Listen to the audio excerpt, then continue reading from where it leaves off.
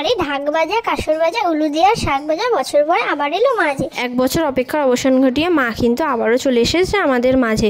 শুভ মহালয়ার অনেক অনেক শুভেচ্ছা তোমাদের সবাইকে। এই ভিডিওটা আপলোড করতে আমার একটু লেট হয়ে গেল। মহালয়ার দিন সকালবেলা গেছিলাম হাজরা চিত্তরঞ্জন হসপিটালে। ওখান থেকেই বাড়ি ফেরার সময় হাজরা মোড়ের ঠাকুরটাকে আমরা দেখলাম। আমরা ভেতরে বাইরে দিয়েই আমরা প্যান্ডেলটা দেখে কিন্তু চলে এসেছি।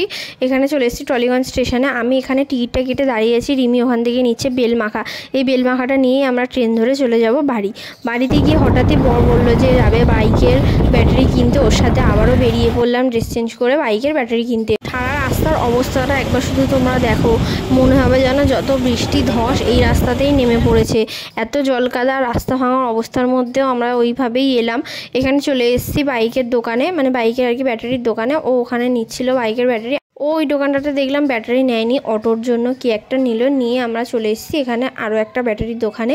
এখানেও দেখো ও দোকানের ভেতরে দাঁড়িয়ে ব্যাটারি দাম দর করছে, আমি এখানে বাইরে দাঁড়িয়ে ওর জন্য ওয়েট করছি। দোকান থেকে ব্যাটারি কিনে লাগিয়ে সব কিছু কমপ্লিট করে এখানে চলে এসেছি বাড়িতে। আকাশের অবস্থা সকাল থেকেই ভালো না, জানি না এই মেঘলা ওয়েদার আর কতদিন চলবে। শুনছি তো পুজো অবধি বৃষ্টি হবে। এখানে আমরা মনসা মায়ের দর্শন করেই চলে যাচ্ছি বাড়ি। মহালয়ার দিনের এই ছোট্ট মিনি ব্লগটা তোমাদের কেমন লাগলো আমাকে অবশ্যই কমেন্টে জানিও। ভিডিও ভালো লাগলে লাইক করে দিও। বাই।